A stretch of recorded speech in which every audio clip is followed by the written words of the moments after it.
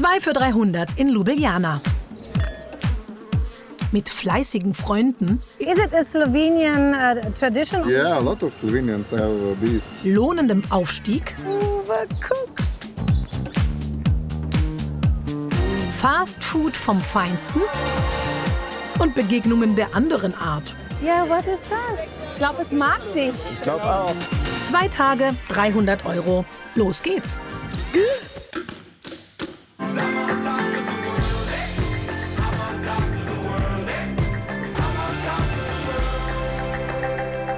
Tamina, Hier kommt es richtig schön kühl hoch von der Ljubljanica. Wir sind in Ljubljana, Uwe. endlich wieder mit dir unterwegs. Ah, Summer in the City, herrlich. Ich freu mich. Warst du schon mal hier? Nee, noch nie. Das ist eine grüne Stadt, eine schöne Stadt, Hauptstadt von Slowenien.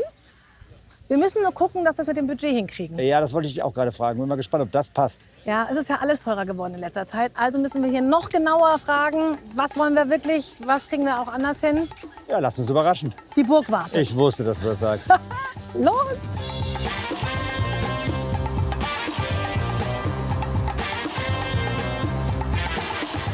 Ljubljana, eine gar nicht so große Stadt, um die 300.000 Einwohner, davon 40.000 Studierende. Das heißt, eine junge Stadt, eine entspannte, lebenswerte Stadt und dem schönen Fluss Ljubljanica, der direkt durch die Innenstadt fließt. Eine Stadt, die sich wunderbar eignet für einen Städtetrip. Da geht's hoch auf die Burg. Das ist sogar eine Bahn. Ja, das stimmt. Aber wir wollen ja das grüne Ljubljana auch entdecken. Und ich glaube, man kann hier auch total schön zu Fuß. Warum wusste ich, dass du das sagst? Und wir wollen ja auch ein bisschen aufs Geld gucken, ne? 2 für 300. 2 Tage Zeit und 300 Euro Budget. Nur wo du zu Fuß warst, bist du auch wirklich gewesen. Das habe ich noch nie gehört. Aber wenn du das sagst, klingt das sogar Wir richtig gut. schaffen das. Komm. Am Ende geht es bei uns natürlich immer wieder um diese eine Frage. Wie schaffen wir es, mit 300 Euro diese 2 Tage zu bestreiten und ein tolles Erlebnis zu haben? Ljubljana Castle. Man steigt dann diese ersten Stufen hoch und denkt schon, oh, das könnte aber jetzt mühsam werden. Und bist du glücklich? Und dann kommen ja richtig schöne Waldwege. Immer wieder blitzt die Stadt durch, man sieht immer weiter, kommt man hoch. Hi. Siehst du, das ist rege frequentiert, der Weg hier.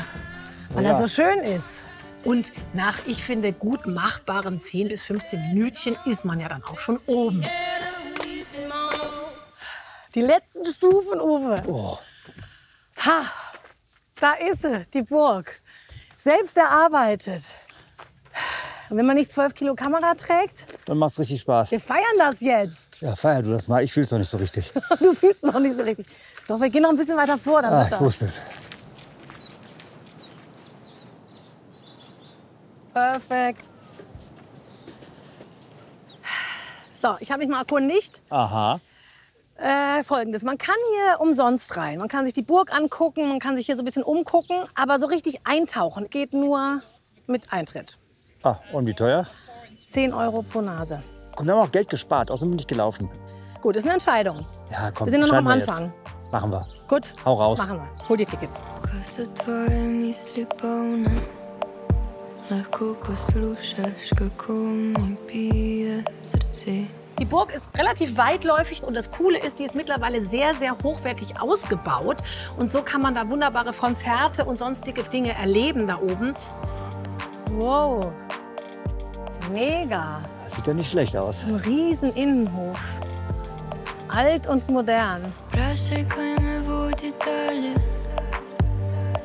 so dosežki in razdalje. Kot list gre z vetrom in se mu upira, jaz grem s tokom in se mu upiram. Uwe, guck. Vedno se ne vidi zvezd, sama sanje sebe zvezd, ne govori mi oprosti. Wenn man diese wunderschön grüne Stadt sieht und plötzlich zum ersten Mal versteht auch, wie Ljubljana da auch in so einer ganz naturnahen Gegend liegt und wie hoch die Berge sind, die man da sieht, dann weiß man, das hat sich wirklich gelohnt. Uwe, das war eine gute Entscheidung hier hoch. Ich habe dich nicht richtig gehört. Was hast du gesagt? Es war eine super Entscheidung. Das Geld ist gut investiert. Dankeschön. Dieser Moment wird bleiben. So, Ljubljana schön von oben. Jetzt aber rein ins Getümmel und die Stadt entdecken. Hallo. Wenn man hier so durch Ljubljana läuft, dann fühlt man sich so erinnert an manchen Ecken so ein bisschen an Zürich, wenn so diese schönen Gebäude sind und diese schönen Gässchen und wertige Geschäfte. Es atmet was Großstädtisches, es hat aber gleichzeitig so was Kuscheliges, Gemütliches, Genussfreudiges, Relaxedes.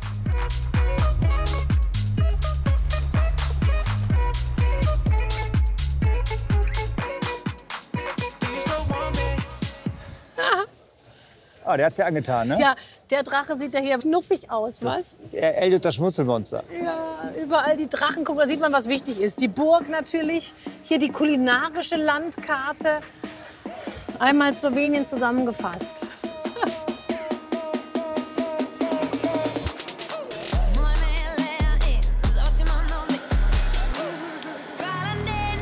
Ja, man begegnet diesen Drachen von Ljubljana wirklich überall.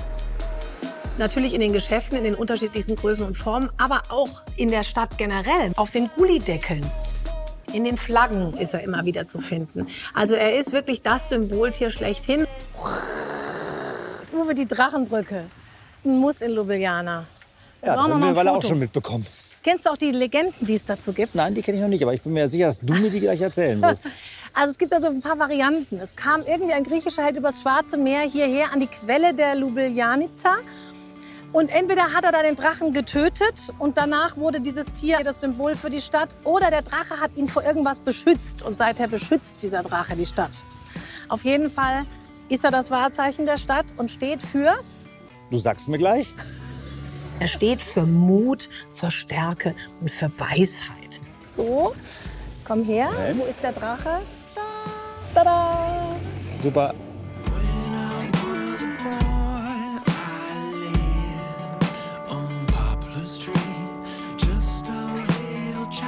Guck mal hier, das brauchen wir. Ich spreche Slowenisch. Dobro jutro, guten Morgen. Kako si, wie geht's dir? Prosim, bitte und hvala, danke. Das sind ja die kannst du wichtigsten. mitnehmen für dich. Stimmt.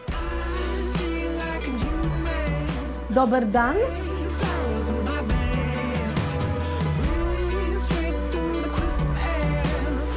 Hello. Hi. Take this. Wir nehmen das And the und den Drachen. what means Was heißt Drachen auf Slowenisch? Zmaj. Smai. Ja. Smai. Also der Smai ist für dich, Uwe. So, what about the... Wie ist das mit der slowenischen Sprache? Welcher Sprache ähnelt sie? Es ähnelt dem Kroatischen und dem Serbischen. Und auch dem Slowakischen. Weil das früher alles zum selben Land gehört hat. Ja, Jugoslawien, oder? Ja, das war ein Teil Jugoslawiens. Und jeder versteht jeden? Die Jungen eher nicht, aber meine Generation schon, weil wir das in der Schule gelernt haben. Okay. Verstehe. Was hast du denn in der Schule gelernt? Tatsächlich habe ich Deutsch gelernt. Wirklich? Und Englisch auch. So, was kannst du denn noch etwas Hallo, ich bin Maja.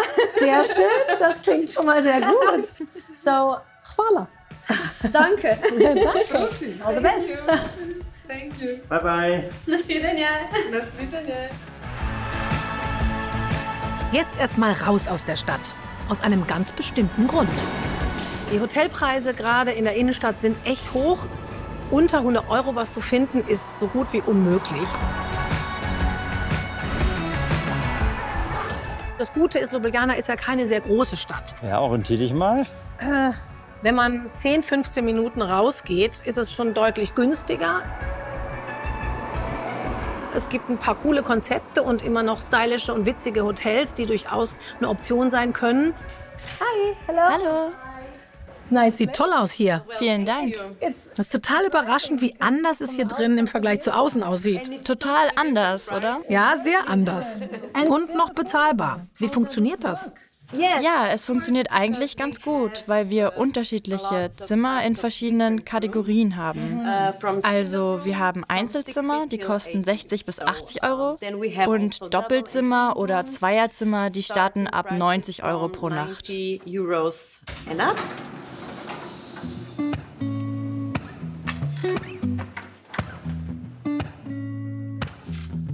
Cool.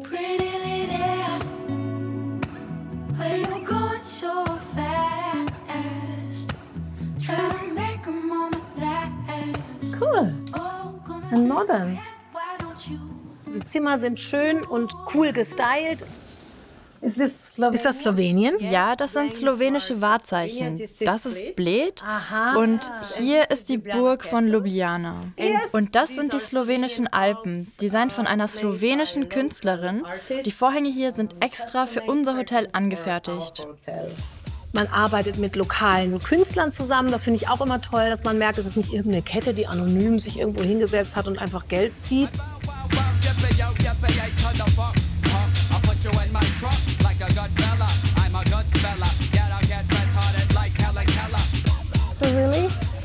Wirklich ein cooler Ort. Wir möchten jetzt im Stadtzentrum was Günstiges essen.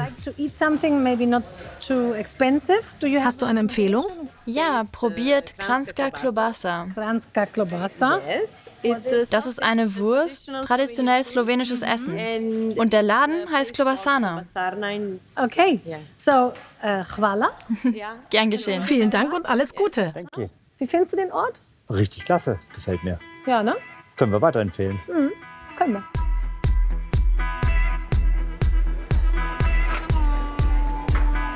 Guck mal der Wurst nach, Uwe. Guck. Das ist mein Spruch. Klobasarna. Siehst du die Kreiner Wurst? Suppe mit Wurst oder nur Wurst? Ich würde heute auf die Suppe bestehen. Dobar dan. Wir möchten gern die Kreiner Wurst probieren. Eine ganze oder eine halbe? Ich glaube, eine halbe reicht. Was ist denn in der Wurst drin? Schweinefleisch, Speck, Salz, Pfeffer und Knoblauch. Garlic. Süppchen, Wurst. Sieht doch mega aus.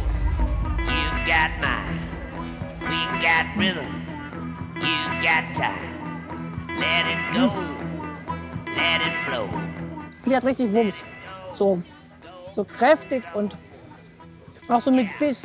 Das sieht danach aus auf jeden Fall. Du darfst die Kamera jetzt abstellen. Dankeschön. Ach, wie liebe ich das, wenn du das sagst. Schön in der Nahaufnahme. Femina, komm mal noch näher ran. Natürlich. So. Aha, ich komme gar nicht hinterher. So. Man spricht nicht mit vollem Mund. Draußen stehen, Leute laufen vorbei. Das ist so dieser Streetfood-Charakter, der einfach Spaß macht. Oh, mein Bierchen. Dann so ein kleines alkoholfreies Bierchen. Auf die Reise, auf Ljubljana. Auf Ljubljana. Also schon die halbe fette Kreiner Wurst macht mega satt. Für 3,90 € echt super. So kann man sich teure Restaurants sparen. Guter Tipp. Weiter geht's Richtung Fluss.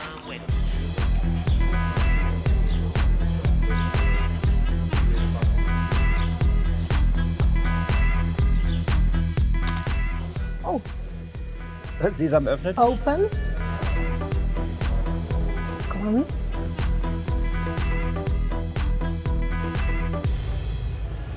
Sind das alles Streichhölzer? Ich glaube ja, wenn du genau guckst.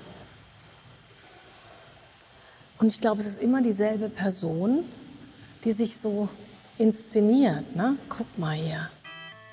Ah, Julius Caesar. Hier Elisabeth I. und das Nofretete.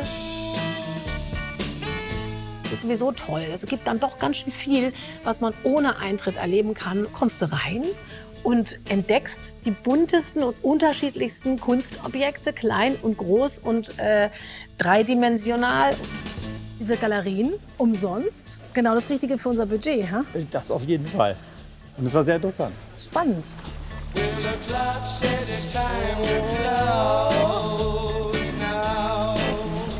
Das Planieren am Fluss. Am Abend, wenn es so langsam dann kühler wird an so einem heißen Sommertag, füllen sich wieder die Restaurants, die Weinlokale und es klingeln die Gläser und es duftet aus allen Ecken. Schön, ne? Ich glaube, ich könnte was Flüssiges zu mir nehmen. Ich finde auch, wir atmen jetzt mal aus. Ha? Wir setzen uns jetzt da hin.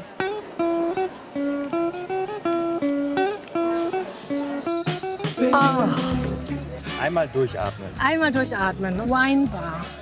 Sag uns, in welcher musikalischen Stimmung du bist und wir empfehlen dir den passenden Wein. Das ist lustig. Sagen wir mal, was wärst du denn jetzt hier zum Beispiel? Easy Pop, Complex Rock, Refined Classic. Wäre wahrscheinlich dann eher wirklich Pop wahrscheinlich. Dann wärst du der Easy Pop. Einfach zu hören und einfach zu trinken wäre das? Hello. Hallo, wie geht's? How are you? Hallo, wir sind beeindruckt von diesem Musikkonzept. Ja, danke. Ja. Das soll unseren Gästen eigentlich bei der Weinauswahl helfen. Die verschiedenen Weinsorten werden als unterschiedliche Musikrichtungen beschrieben. Was ist denn deine Musikrichtung? Was würdest du empfehlen? Ich würde einen Easy-Pop-Wein empfehlen, den frischen Pinela Weißwein. Ach, für den hat Uwe sich auch schon entschieden. Easy Pop. Dann nehmen wir den. Preislich absolut ordentlich. 3,40 € hat das Glas gekostet. Für so einen leichten, spritzigen, schönen Weißwein war das wunderbar. War ein guter Wein. Perfekter erster Tag. Und immer noch genug in der Reisekasse.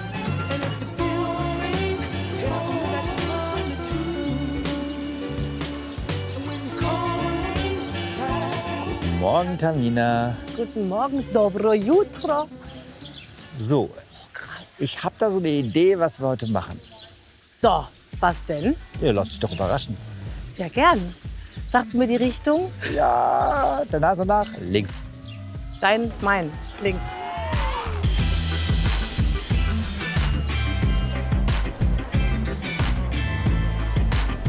Aber hier so die Location, Uwe?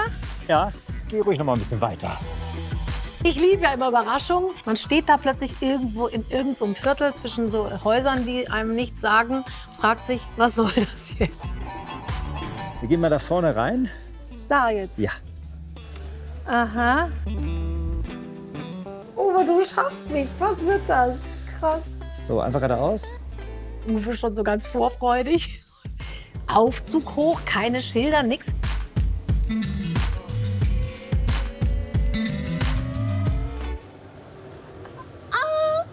Oh. Hallo. Nee. Hi. Was machst du denn hier? Hi, ich schaue hier nach meinen Bienen und nach meinen Bienenstöcken. Du kriegst die Bilder überhaupt nicht zusammen. Und dann so steht der Typ da in voller Montur, Bienen fliegen um ihn rum und er sagt freundlich Hallo. Also ich meine, das ist ja wirklich, das ist wie im Film. Hä? Ja. Ja. Ja, du hast wahrscheinlich nicht erwartet, dass auf diesem Hochhausdach hunderttausende Bienen herumfliegen. On the rooftop of the city.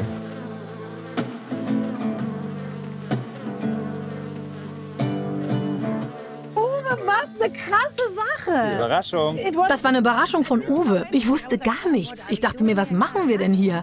Aber wie kam es denn zu der Idee? Mir hat der Kontakt zur Natur gefehlt. Die ersten 2 Bienenstöcke habe ich noch auf meinem eigenen Balkon aufgestellt. Also habe ich nach weiteren Möglichkeiten gesucht, noch mehr Bienenstöcke in die Stadt zu bringen. Und ich habe dann tatsächlich 2 Institutionen gefunden, die sich sowas auf ihren Dächern vorstellen konnten. Toll. Also darf ich dir helfen? Sehr gerne. Ich darf da jetzt rein. Ja? Yes. Gut.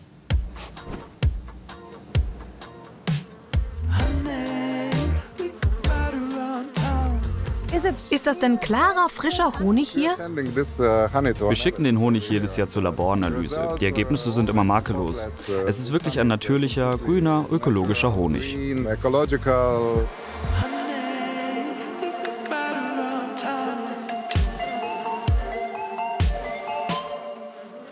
Ist denn die Imkerei eine slowenische Tradition? Ja, sehr viele Sloweninnen und Slowenen haben Bienen. Besonders auf dem Land ist die Imkerei beliebt. Also, wenn man mal eine Zahl hören will, es gibt um die 14.000 Imker in Slowenien und das ist die höchste Zahl von Imker auf die Einwohner bezogen, EU-weit. Also Slowenien ist wirklich ein Imkerland. So, thank you. Vielen Dank. Das war wirklich ein tolles Erlebnis. Vielen Dank für das Lob. Du kannst etwas von diesem Honig mitnehmen. Stadthonig. Das ist Honig von diesem Dach hier. Wirklich? Der ist aus dieser Saison. Diese Farbe, guck mal. Man kann diesen Imker wirklich buchen und so eine kleine Führung mal selber mitmachen. 5 bis 10 € sind das, glaube ich, pro Person, je nachdem, wie groß die Gruppe ist. Das lohnt sich. Beautiful. So schöner Honig.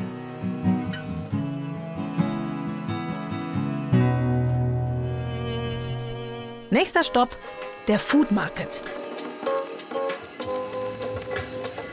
Offene Küche.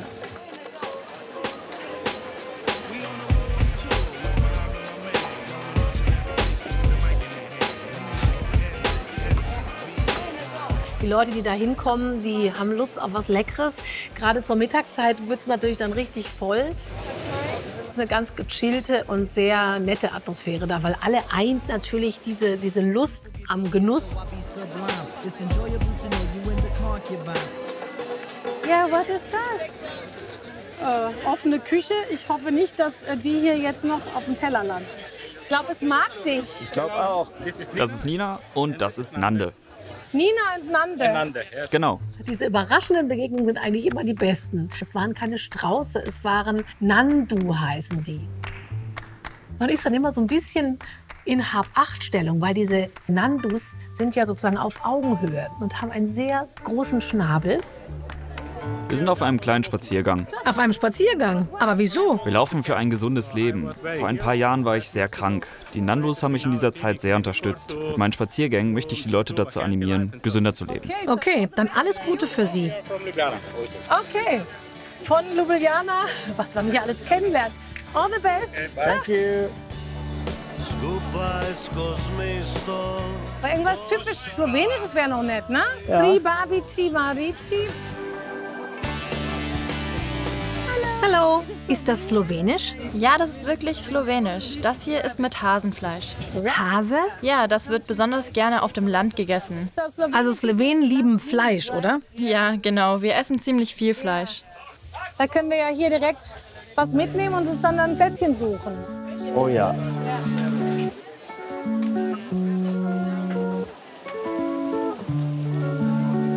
Thank you. Bye bye.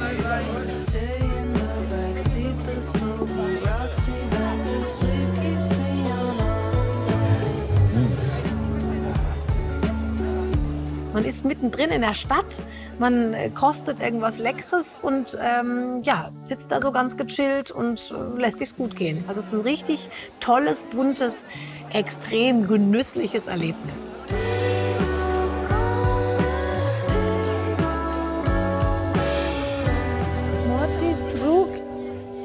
Oh, ich glaube, das ist was Typisches. Dobar dan. Strukli. Ja, der Strudel ist ein traditionelles slowenisches Gericht. Es ist ein Teig mit verschiedenen Füllungen. Am typischsten ist die Füllung mit Hüttenkäse oder der Buchweizenteig mit Walnuss. So hat das schon meine Großmutter gemacht. Okay. Okay, aber es ist ein Nachtisch, oder? Wir haben viele verschiedene Varianten. Süß, salzig, Schokolade oder Früchte oder auch herzhaft. Okay. Mittlerweile ist es eher als Dessert bekannt, aber ursprünglich haben wir ihn als Beilage gegessen, zum Beispiel zu Fleisch.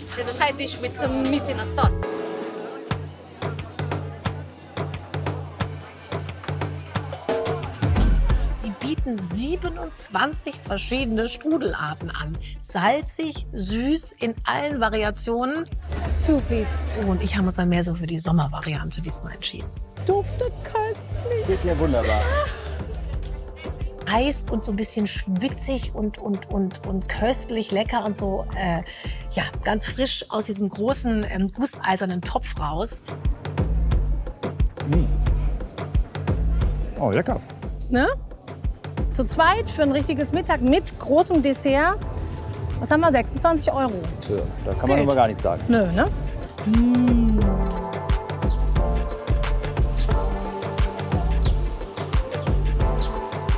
Frisch gestärkt nach dem Foodmarkt sind wir noch mal rausgegangen. Da wollten wir noch mal gucken, was gibt es außerhalb dieser hübschen, pittoresken Altstadt noch zu entdecken. Und da haben wir uns auf den Weg gemacht, immer am Fluss entlang und haben ja was Tolles entdeckt.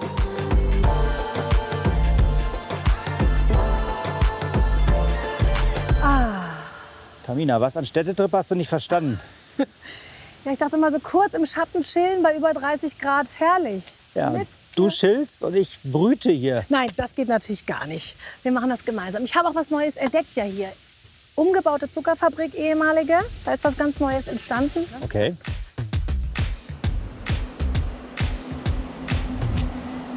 Herzlich willkommen im Zukrana. 2018 haben wir angefangen zu renovieren und im letzten September haben wir dieses Museum für moderne Kunst eröffnet. Die Ausstellung im Erdgeschoss ist immer kostenlos und immer offen für alle. Wenn Sie sich ein Ticket kaufen, können Sie sich die anderen Stockwerke ansehen. Aktuell läuft die Ausstellung Returning the Gaze. Das ist unsere größte Ausstellung. Insgesamt 58 slowenische Künstlerinnen und Künstler stellen dort aus. Wie viel kostet das Ticket denn? 6 Euro für Erwachsene. Dann gehst du durch diese Tür und es macht so, und es wird groß und es ist hell und es ist so richtig komplett eine andere, großzügige, kunstvolle Welt, die man da betritt.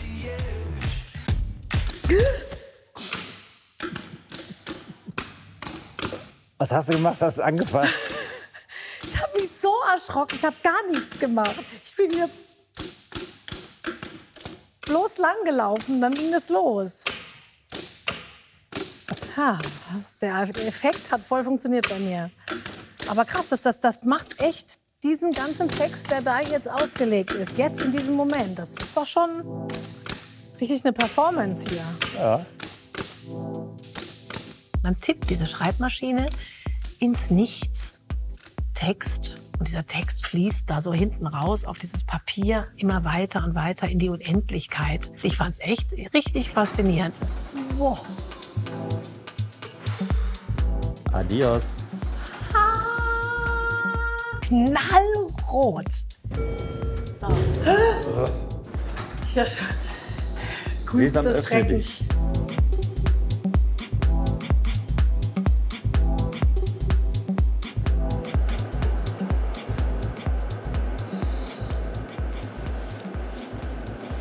Das ist echt spannend gemacht. Diese Haare und der Wind und diese Blicke. Schon toll, dieses ganz neue Welten entdecken. Das ist manchmal schwierig und manchmal ist es auch nicht, erschließt sich es auch nicht. Aber hier finde ich jetzt, manchmal weiß man auch gar nicht so genau, was es mit einem macht. Aber es macht was mit einem. Ne? Also mit mir jetzt. Augenscheinlich. Ich bin da richtig abgetaucht. Wieder was erlebt, ha? Ja, das kann man so sagen. Erschrocken, gerührt, überrascht. Visuell war es cool. Ja. Und jetzt? Ein bisschen entspannen, würde ich sagen, oder? Ja, chillen.